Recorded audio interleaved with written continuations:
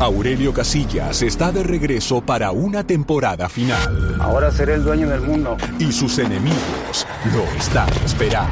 Acordate de mí, Casillas, cuando estés rezando, porque conmigo no hay cielo. Yo decido cómo termina esto. El Señor de los Cielos, temporada final.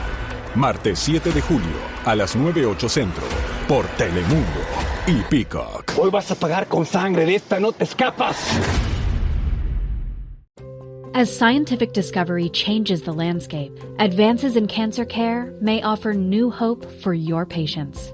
See how Pfizer is helping reshape what's possible at cancer.pfizer.com. WABC New York, WRCR Haverstraw, and 107.1 WLIR Hampton Bays. It's the 77 WABC News Hour. Talking the news with Noah Layden. All the news you need to know with Joe Nolan, traffic, Justin Ellick, sports. And now, Talking the news with Noah on 77 WABC. Yes, that's me. Good morning. It is Tuesday, June 30th. Your forecast from the 77 WABC Weather Center. Mix of sun and clouds today. High 89. Tonight and overnight, partly cloudy, low 75. And then we really turn up the heat for the rest of the week. Wednesday, mostly sunny, high 96. If you are walking out the door with us right now, 69 and clear in Riverhead out on Long Island. It's 61 and partly cloudy in Roxbury over in New Jersey. And it's 70 and clear right outside our Midtown studios. This is the Top 5 at 5. Yeah, we're gearing up for a big heat wave. Another pilot faces off against a drone while trying to land a plane.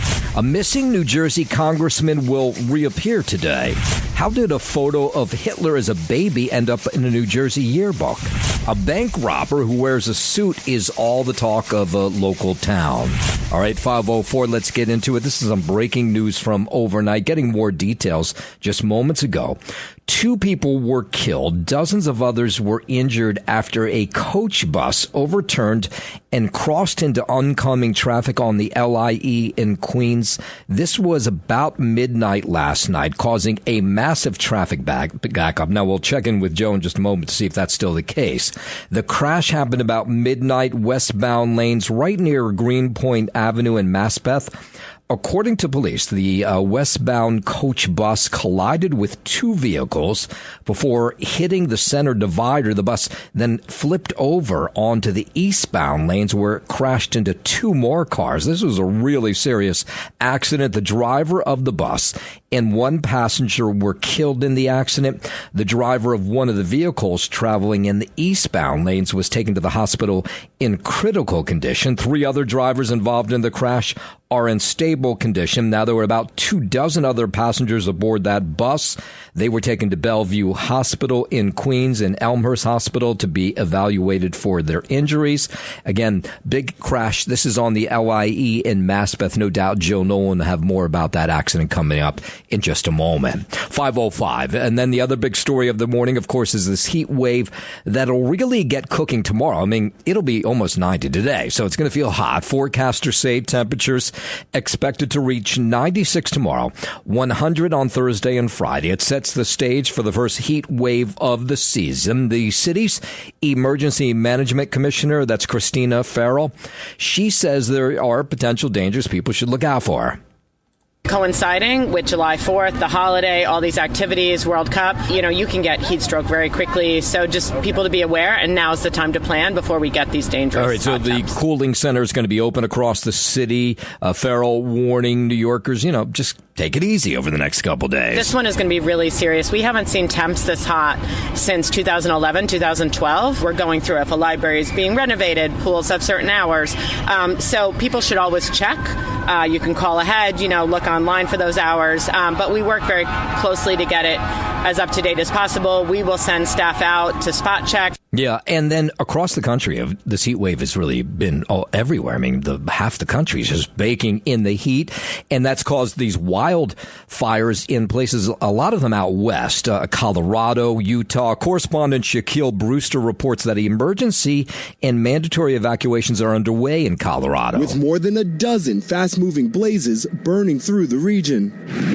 Officials say 3 Colorado firefighters were killed and 2 others were injured over the weekend in a desperate effort to contain flames along the Colorado-Utah border. Yeah, and in Utah, firefighters battling about a dozen large wildfires today. Those fires continue to rage on. We know the largest fire there impacting some 92,000 acres and is 0% contained. Conditions not expected to improve there anytime soon. Yeah, we're watching those evacuations take place overnight. WABC News Time 5:09. A JetBlue Airlines pilot reported smashing into a drone about 3,000 feet before landing at JFK yesterday. The startling incident unfolded in the morning when the pilot reported this rogue drone struck above the jet's cockpit while the plane was making its final approach to JFK. You said you collided? Yep, it hit us right above the cockpit. Yeah, that's the pilot. Air Traffic Control, federal agency, receives the FAA more than 100 drone sighting reports near airports each month, which is, cause some dangerous consequences. Thankfully, nothing so far. But these unauthorized operators, they're subjects to fines, criminal charges that include even possible jail time. But that has not stopped them. And then we have this incident yesterday.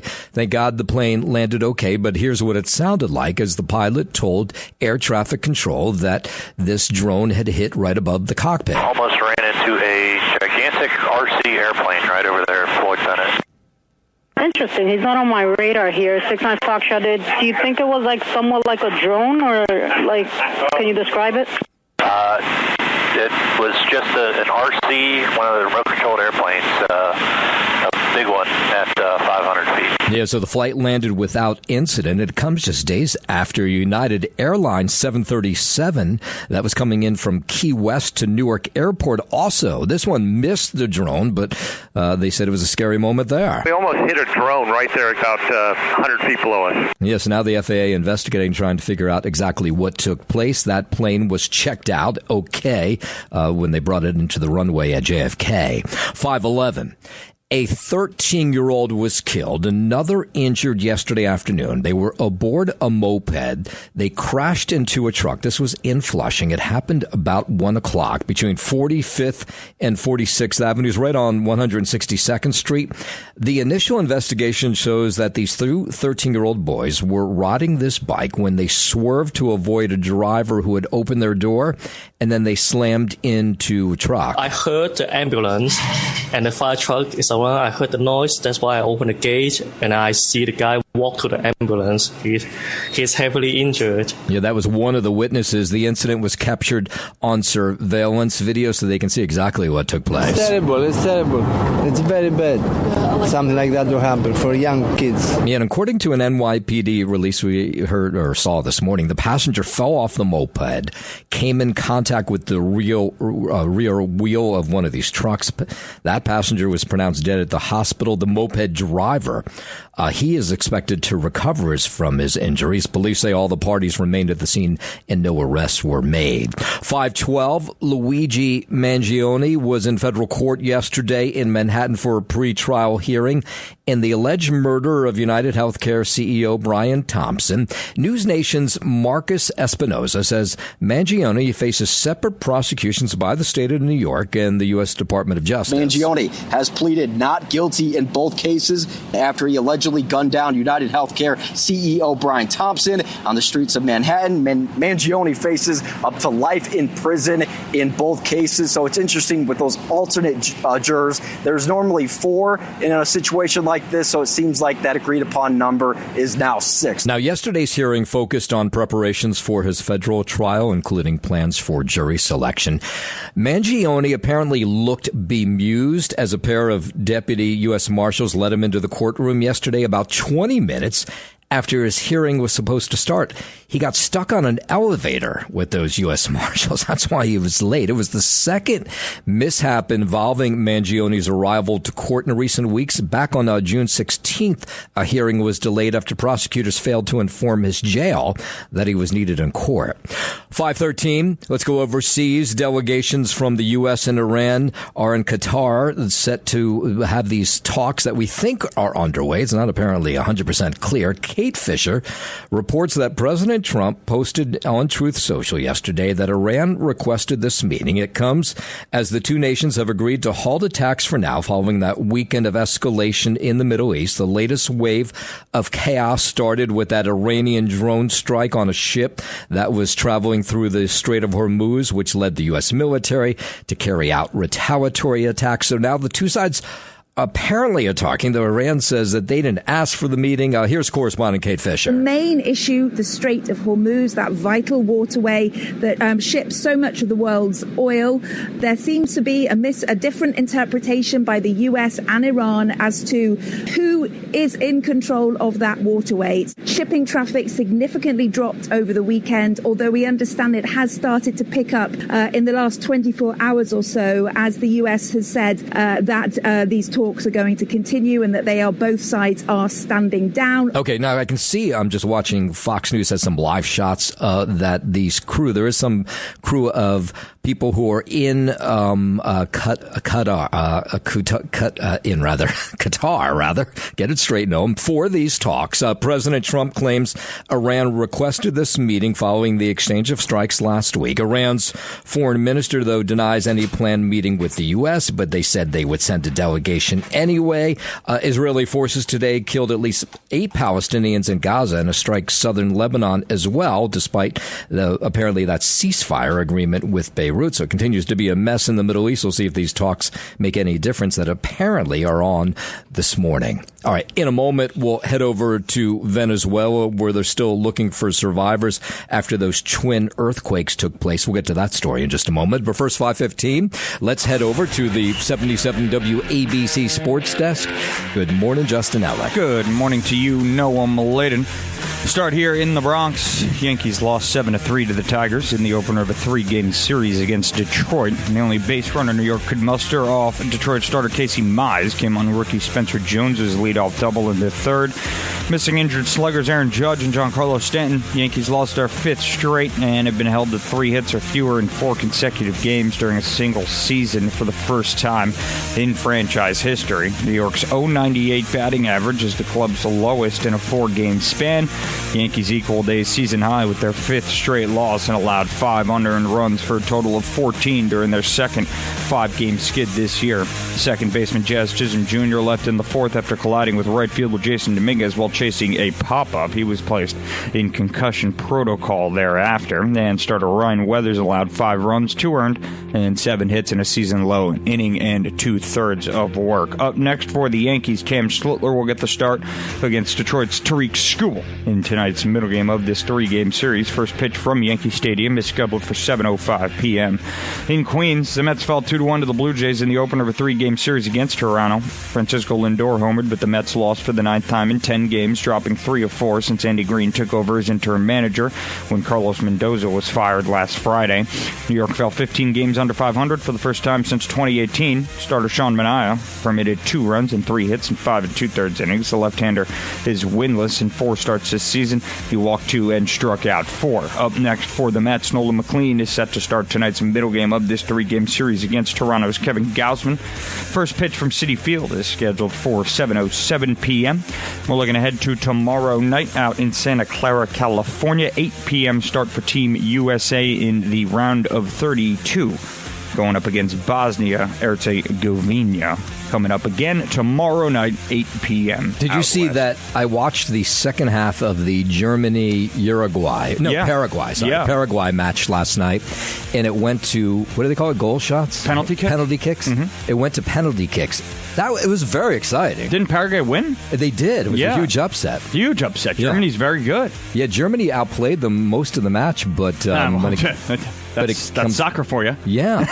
You can dominate the entire game and still lose. Yeah, it was, but those 5 shots, that was pretty exciting sports. I have to say, I was glued to the TV. The penalty shots. Yeah, the penalty shots were great. Of course. And then that Morocco game, the second game, same thing. It came down to penalty shots as well. I don't know why they don't do that in, I don't know.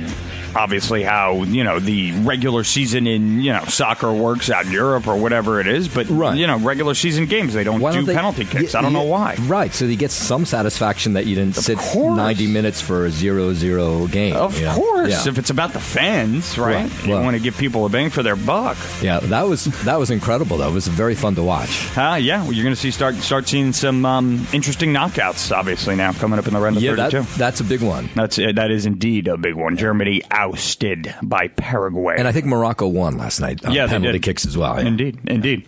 Anyway, that's your Sports Gnome, and right on back to you. WABC News Time 5:20. The death toll from last week's Venezuelan earthquakes continue to rise. The magnitude 7+ twin quakes now blamed for more than 1,700 deaths, at least 3,000 injured. That number, they say, will only rise. Search crews are there looking for any survivors amid the rubble. They are still finding survivors. You remember that massive earthquake in Turkey a while back. They were finding people alive still 12 days after the strike. So we're holding out hope. Yeah, those crews are going to continue to search, and they're from all over the world. I was very fortunate that we had some local Venezuelan nationals that were already there and were able to get in on the ground and get us some intel and spin up some ops. They're also working with locals to get us permission to move in aid and personnel. And as those rescue crews continue to search for survivors, back here in the tri-state area, the Venezuelan community mobilized, stepping up to help loved ones thousands of miles away. I have a couple friends. They're from La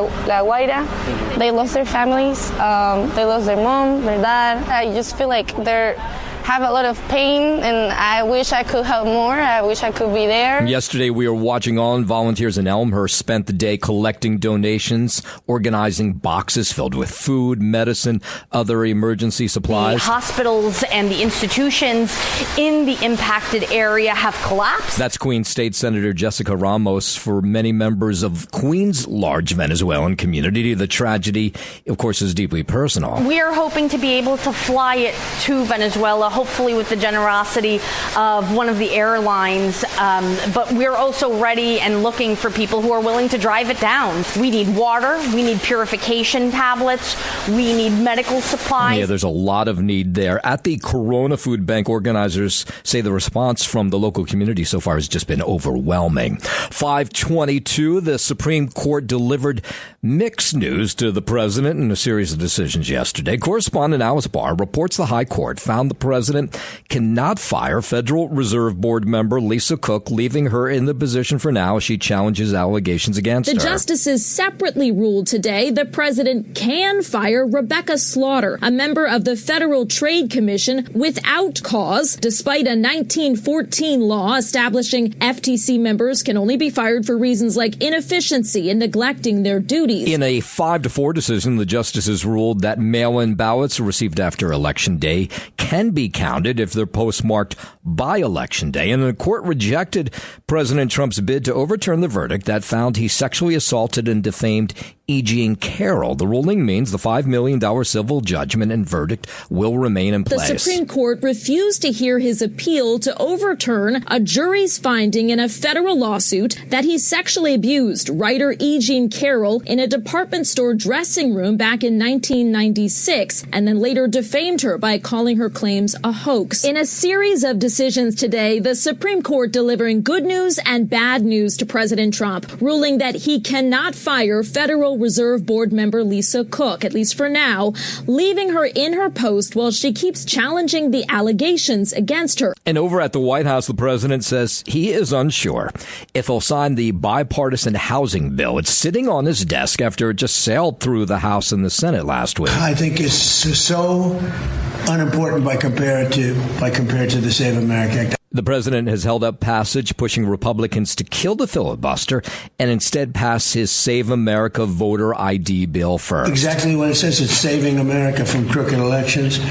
And the housing bill is a bill that can get approved. They worked on it long and hard. It's very bipartisan. That means the Democrats like it. When I look at that bill, it's a bill. But when I look at the Save America Act, it's about saving America. And I'd like to have the Save America Act added on. That's probably not going to happen. So the housing bill is an attempt to address housing shortages and affordability across the nation. And the president, he did sign an executive order that gives drivers more rights to repair their own vehicle. He spoke to reporters about the order from the Oval Office yesterday. It's really common sense If somebody wants to fix, some of these people are better mechanics than the mechanics in the shop. Yeah, so this right to repair order gives independent repair shops and home mechanics access to dealer-level diagnostic data and those repair tools that they want. It came to my attention because I noticed they were arresting people for fixing their car. They were arresting people for fixing. That's not even believable. Now, American automakers may not have been happy about this. They were pushing the White House to restrict access to their proprietary software. 525. Manhunt continues for a Wisconsin man who shot 2 people for having bad table manners. Authorities claim 41-year-old Thomas Redrick Williams opened fire at a wedding reception in Milwaukee last week after an argument broke out over a groomsman eating meatballs with his hands. A woman was shot in the arm and leg, while another man was shot in the back of the neck. Both victims were hospitalized, and an arrest warrant has been issued for Williams, who fled the scene and is facing multiple felony charges. I'm Jim Forbes. 526 cleanup efforts continue after that massive fire at a cold storage, food storage warehouse in Los Angeles last week. That fire burned for actually more than a week. This man says the smell afterwards, even after the fire's been put out, is affecting his health. It's hard to sleep. We wake up with a headache, something like how you have something on your chest. It's like plastic, like you feel like you're not breathing oxygen. Yeah, so the facility housed 85 million pounds of meat, poultry, seafood, bread, which has rotted or starting to rot. And now there's a rat infestation that's complicating the efforts to clean this up. The spoiled food creating a foul stench through this neighborhood. It's been horrible. I feel like I want to move out from this area, go take a vacation somewhere. Yeah, don't blame you. I'm concerned about what's coming next because this has to be cleaned up. It's not supposed to stay like that. Yeah, on Friday, the LA Fire Department officially turned management of the situation over to the operator of this storage facility. It is hired. They have a restoration service for the cleanup process, but that's going to take a long time when you're talking about 85 million pounds of food that is rotting right before them. 5:30 yesterday, you had a lot of stars out, big music stars for Clive Davis's funeral on the West Side.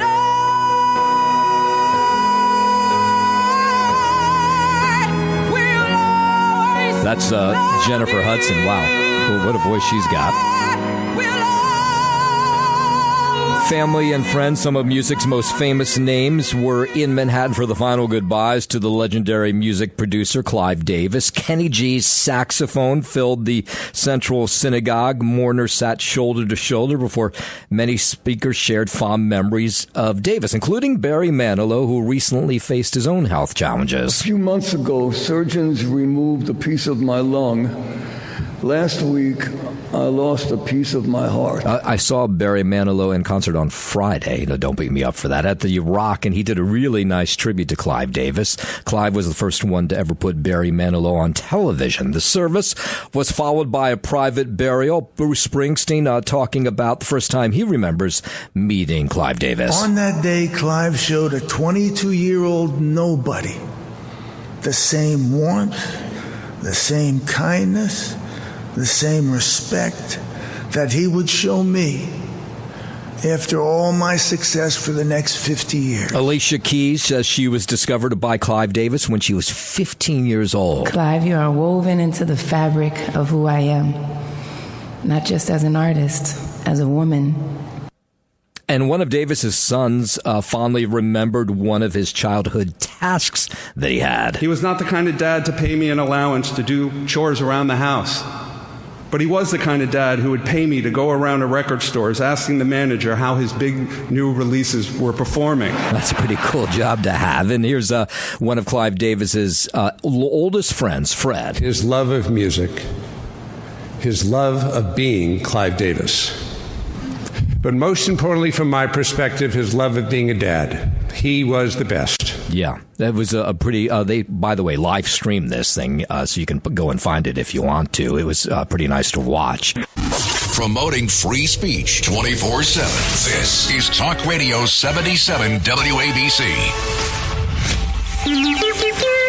It's the 77 WABC News Hour. Talking the news with Noam Laden. All the news you need to know with Joe Nolan, traffic, Justin Ellick, sports. And now, Talking the news with Noam on 77 WABC. Yes, that's me. Good morning. It is Tuesday, June 30th. Your forecast from the 77 WABC Weather Center. A mix of sun and clouds today. The high 89. Tonight and overnight, partly cloudy, low 75. And then we really start to bake starting tomorrow. Sunshine on Wednesday, the high 96. And then it'll be 100 on Thursday and Friday.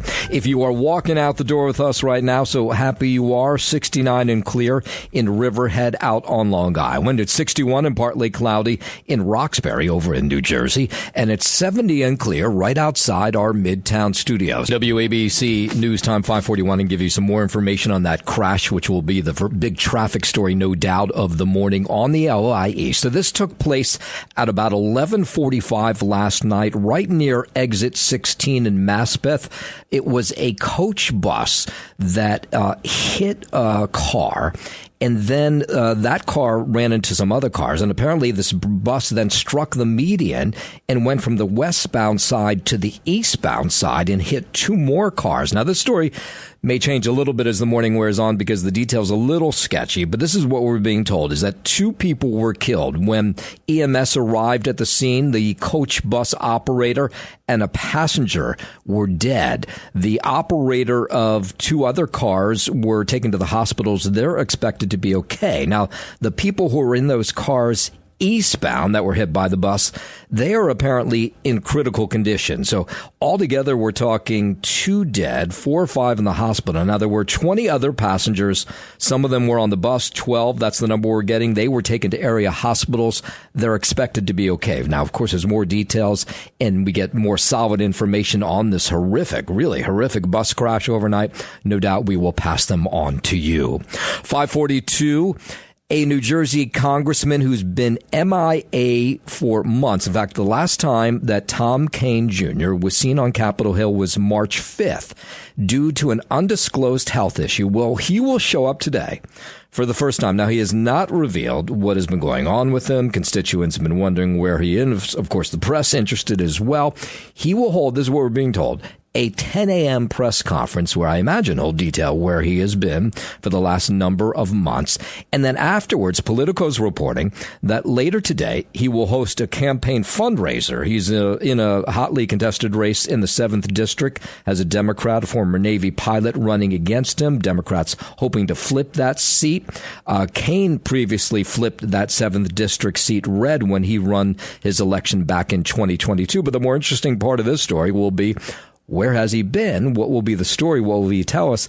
Apparently, again, we're being told there's a 10 a.m. press conference down in D.C. where he reportedly will detail where he's been since March, has not taken a vote since back then.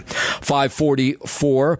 While we're out in New Jersey, officials there say they took down a massive car theft ring. 63 people charged with stealing more than 90 vehicles worth more than $8 million. This is, we've done this story many times, where there's individuals who break into people's home looking for their fob and then steal their cars, not interested in going face-to-face with anybody. And so they think this is all part of this ring that spanned from New York, New Jersey, Pennsylvania, Connecticut. And they say over the last year, they stole all luxury vehicles, including Land Rovers, Range Rovers, BMWs, SUVs.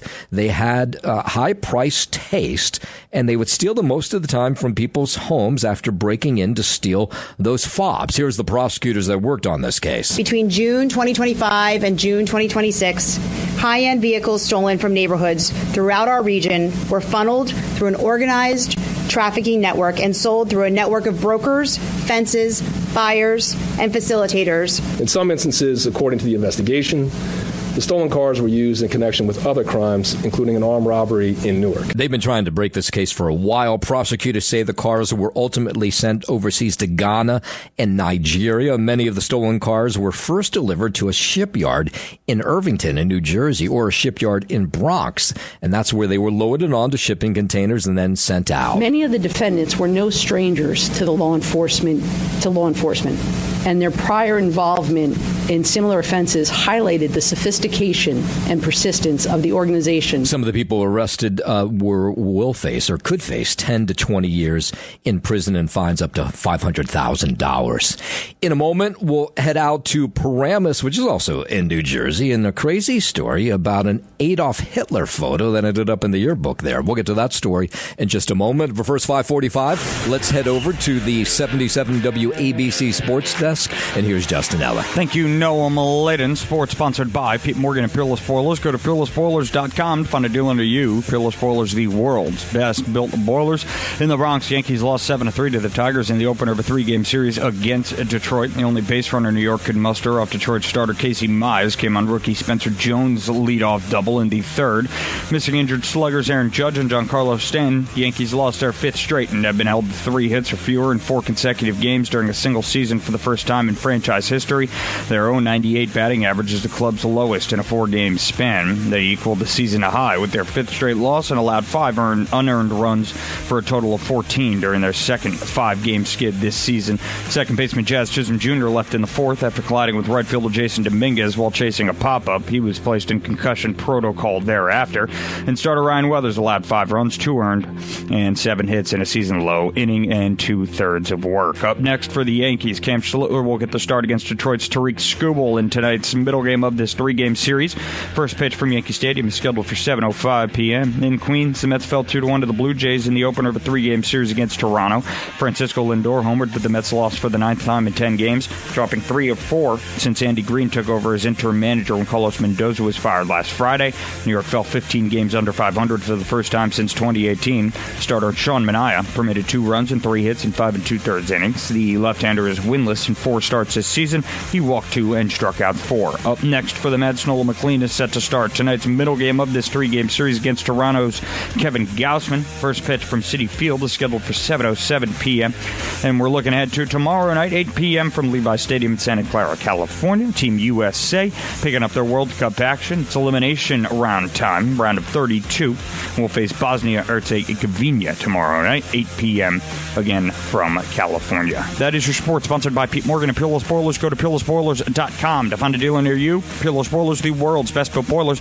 I'm Justin Ellick on 77 WABC. News time, 5:49. Let's go out to Long Island, where a mother was in court yesterday facing charges after her 18-month-old son choked to death from a popcorn kernel that got stuck in his throat while she was allegedly binge drinking in the next room. Olivia Bithorn apparently showed some signs of heartbreak as she sat in court yesterday in Nassau County facing a judge. She's charged with manslaughter in the choking death of her toddler son. Now, Nassau County District Attorney Ann Donnelly, she had to describe what happened and overcame with emotion as she did. Her son was, blue and cold to the touch, and yeah, Donnelly had to stop talking. The boy died in Bithorn's apartment in Merrick, according to the DA. The 36-year-old had separated from her husband of 3 years as she had battled alcoholism. Her son and daughter were staying over for an unsupervised visit, and during the children's weekend stay, prosecutors alleged that Bithorn relapsed. An empty bottle of vodka apparently found in her bathroom. In the next room, popcorn kernels, for whatever reason, littered on the floor near the kids' toys. And the district attorney says Bithorn had left the kernels for her children to eat. With the mom allegedly drunk in the bathroom, this little boy, this young Luke, he choked to death on the kernels. It was her 3-year-old sister who looked on and told her mom what was taking place. Sadly, she was the one who apparently actually went to get her mom to say something's wrong with my brother. I mean, if the story can't get any worse. So it's she's being held on $500,000 bond, and it was her estranged husband said that his wife had a history of binge drinking, but he thought that she was sober when he allowed his children to make that deadly visit. Everyone in her life had basically written her off except her husband, who was trying to, even though they're separated, trying to make sure she had a place to live and was staying sober. And just horrific. Her estranged husband declined to comment as he left court yesterday. 5:52 over to New Jersey, where a photo of Adolf Hitler as a baby somehow ended up in a New Jersey middle school yearbook, which has prompted school administrators to recall the books. The pages were meant to be baby pictures of kids who just graduated from Eastbrook Middle School in Paramus. Now parents want to know how the Hitler picture got there. Nobody really knows for sure how it did. I'm horrified once again by what's going on in our society, that we have lost all sensitivity and have lost all respect for genocide and things that have happened. All right, so the school collected the books. Administrators sent letters to parents condemning what took place. The mayor of Paramus says this does not describe his town. It doesn't represent Paramus. That we're a diverse community, religions, houses of worship all throughout the town. So it's one bag of action doesn't represent the town. Yeah, so how was that photo included? It's under investigation. Why they would do it, the influence behind why they would do it, how it got past the eyeball test, although in all fairness, it might be hard to identify the picture if you don't know that picture. Yeah, of course. The school is working to replace all those yearbooks. Up to the Bronx, a Bronx grandmother killed in a hit and run yesterday afternoon by a guy on a motorcycle. She was just trying to cross the street about 2:30 yesterday on White Plains Road, right at East 225th Street, when neighbors say, they tell News 12, that this woman was sent airborne by this motorcyclist who didn't seem to care that he had hit somebody. You have to just stand strong. Look what happened. The lady, she jumped maybe 7 feet. He was reckless with the bike, man. He hit her twice. Yeah, another witness says neighbors immediately rushed to help her, surrounding the victim, comforting her until emergency crews arrived on the scene. She was just out. That was it. They just came and got her, took her away. Yeah, so the woman was transported to a local hospital. We don't know her name. She died from her injuries. So far, they have not caught up with the guy who was on the motorcycle, who apparently stopped and then just took off. 5:54. Seems everybody wants to take on Mayor Mamdani. I mean, it's still, 3 years away? I think he'll be, and at least the way it is right now, he'll be tough to beat. The latest person who wants to take on the mayor is Barstool owner Dave Portnoy, saying he's considering running for elected office over his frustrations with the current Big Apple leadership, saying he'd love to run against Mayor Mamdani. We'll get in line because there's a lot of people who want to. I spend a lot of my day losing my mind on what's happening right now, especially in New York. Yeah. I mean, you got the Nazi in Maine. This really, really, really worries me. So you might run against Mamdani. I would love to run against. If I was going to run, it would be here. Can I win here? I have no idea. I don't know the demographics, whether I get enough votes. There's a lot of people who like me in New York City. I know that. I've done a lot of good. Portnoy was on with Jesse Waters over at Fox News. Of course, he's known for those one-bite pizza reviews, and then, of course, for Barstool Sports, which has made him a very wealthy man. So the question is, does he want to give up all? He says he has a house on the water in Nantucket. Does he want to give that all up for run for mayor? And he says he thinks he does. I've had a real job. I've done real things, unlike these clown politicians who have never had a job and never been in the real world for a day. Right. The people voting for these people who just won are like these young, white, Ivy League-ish, elite-ish women. It's like, who are they? Like, they'll never vote for me. They'll never believe in common sense. All right, so tough election, no doubt, to win, but he's thinking about it. We'll see if he actually pulls the trigger. I mean, we'll end with this story. In the small little town of Boonton, New Jersey, which is in Morris County, there was a guy who walked into a Chase bank over the weekend. He was dressed in a suit and a tie.